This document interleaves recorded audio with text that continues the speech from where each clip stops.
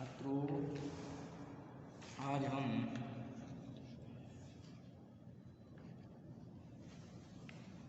आपके समक्ष भक्ति काल के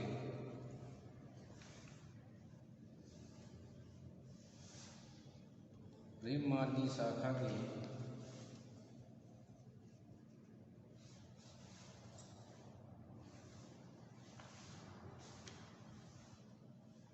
प्रतिनिधि कवि मलिक मोहम्मद जायसी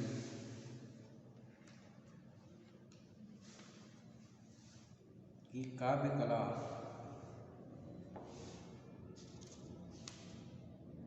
की चर्चा करेंगे।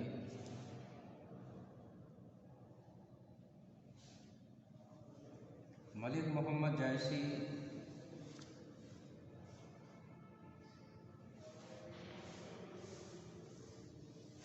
प्रेमाख्यानक काव्य परंपरा में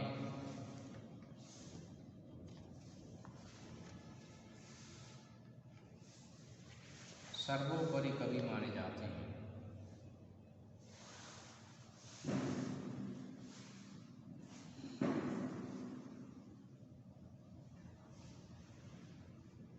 आपके लिए इस काव्य परंपरा का प्रतिनिधि के रूप में जाना जाता है।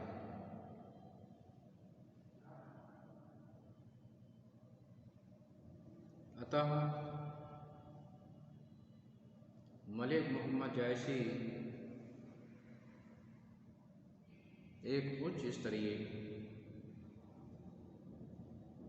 कवि के रूप में हिंदी साहित्य में प्रतिष्ठित हुए हैं।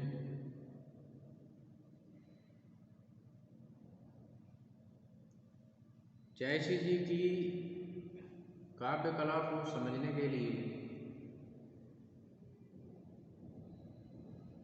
हमें उनके भाव पक्ष एवं कला पक्ष दोनों को समझना होगा। भाव पक्ष के अंतर्गत विविध विषयों की चर्चा होगी, तो कला पक्ष के अंतर्गत उन विषयों को अभिव्यक्त करने की शैली होगी।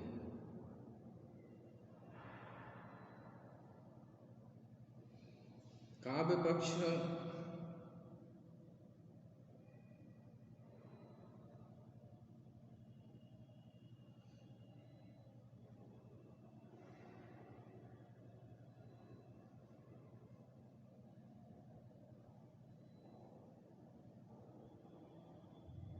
की आत्मा के रूप में भाव पक्ष को जाना जाता है और कला पक्ष को काव्य के शरीर के रूप में जाना जाता है।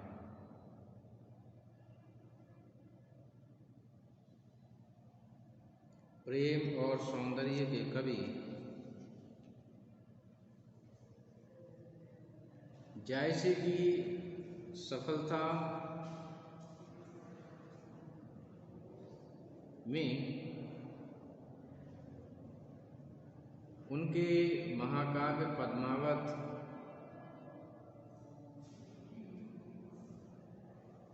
का महत्वपूर्ण स्थान है।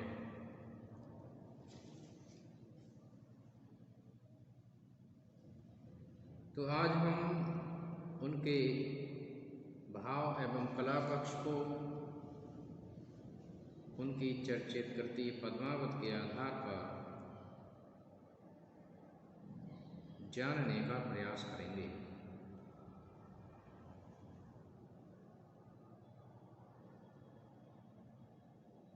तो सबसे पहला बिंदु है प्रेम की प्रधानता। पद्मावत रत्नसेन और पद्मावती की प्रेम गाथा इस कथा में प्रेम की महान साधना के दर्शन हुए हैं और ये प्रेम साधना ईश्वरीय प्रेम तक पहुंची है। इस गाथा के माध्यम से जायसी जी ने प्रेम की अनन्य साधना से ईश्वर प्राप्ति को संभव बताया है। आपने लौकिक प्रेम को अलौकिक प्रेम में परिणित होने की बात कही है।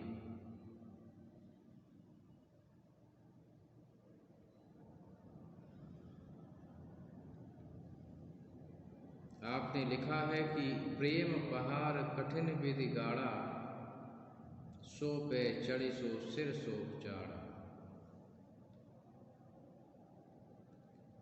मानुष प्रेम भयो बैकुंठी। तो इसमें लौकिक प्रेम को अलौकिक प्रेम के रूप में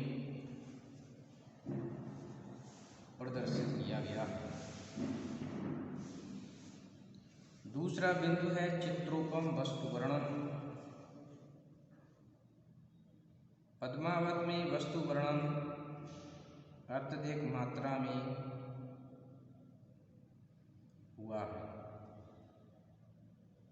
जायसी जी ने नगर, द्वीप, सागर, सरोवर, राजभवन, दुर्ग, पर्व त्योहार, पनघट, वाटिका, मंदिर, यात्रा, आक्रमण, युद्ध आदि विविध विषयों को अपने काव्य में चित्रित किया है।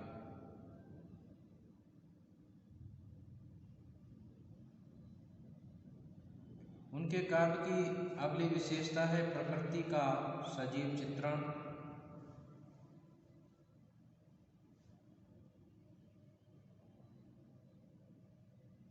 जायसी जी ने अपने पद्मावत में प्रकृति का अपूर्व चित्रण किया है। प्रकृति के नाना रूप आपके काव्य में परिलक्षित होते हैं। आपने लिखा है कि देख मानसर रूप सुहावा, ये हुलासपुर इन हुई छावा। गा अंधियार रै निमस छूटी, भा भिनसार किरण रवि टूटी।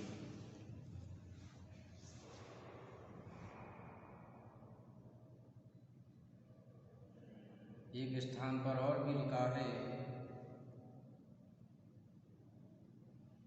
कहा मानसर जहाँ सुपाई, और पारस रूप यहाँ लगी आई।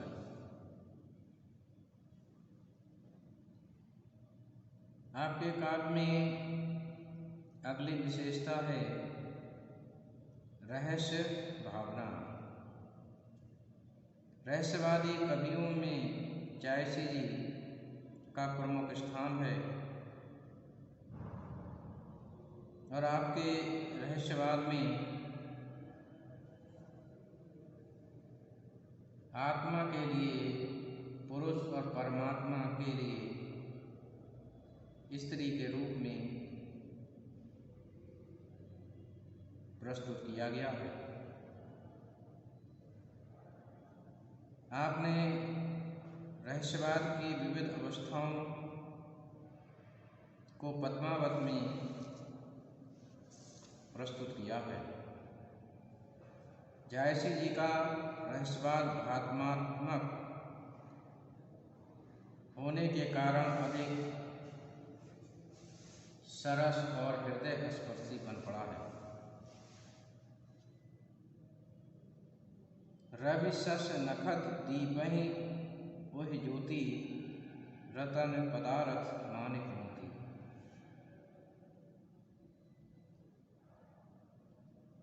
सरस एवं भाव वैविध्य की यदि बात करें तो उनकी कविता रसपूर्ण है,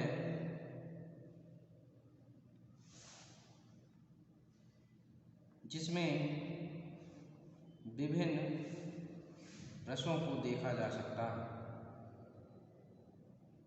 श्रृंगार, वीर, वीभत्स सभी रस आपके काव्य में देखने को मिलते हैं। इस प्रकार आपका काव्य रसपूर्ण तो है ही और उसमें विविध भावों को प्रस्तुत किया गया है। अब हम उनके कला पक्ष की यदि बात करें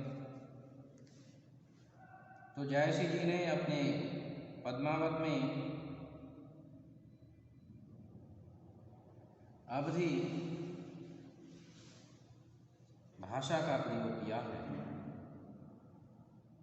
परंतु ये अवधि परिमार्जित और परिष्कृत अवधि नहीं है, बल्कि आम बोलचाल की ठेठ अवधि को उन्होंने अपने काव्य में स्थान दिया है। इस अवधि में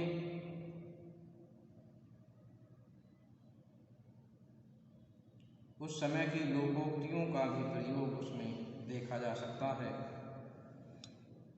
स्थान स्थान पर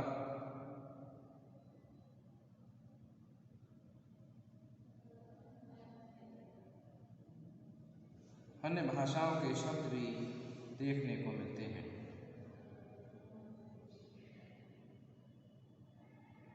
इस प्रकार से आपने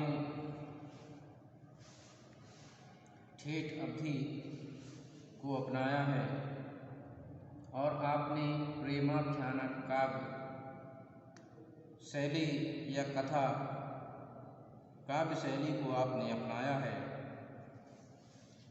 इसको प्रबंध शैली भी कहते हैं,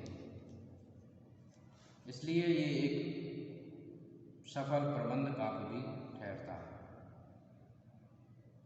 अलंकार की बात करें तो आपका काव्य अलंकारों से भरा हुआ है और उसमें अलंकारों का उत्कर्ष देखने को मिलता है। उपमा, रूपक, उत्प्रेक्षा, समासोक्ति आदि अलंकार आपके काव्य में देखे जा सकते हैं। छंद विधान की यदि बात करें तो पद्मावत की रचना दोहा और चौपाई छंद में की गई है और चरित काव्य के लिए एक उपयुक्त छंद माने गए हैं। जायसी जी ने 7 चौपाइयों के बाद एक दोहा की व्यवस्था की है। तो यदि संक्षेप में कहा जाए तो भाव पक्ष और कला पक्ष दोनों ही दृष्टियों से आपका काव्य उत्तम काव्य ठहरता है। तो मैं समझता हूँ छात्रों आपने इनको समझा होगा। धन्यवाद।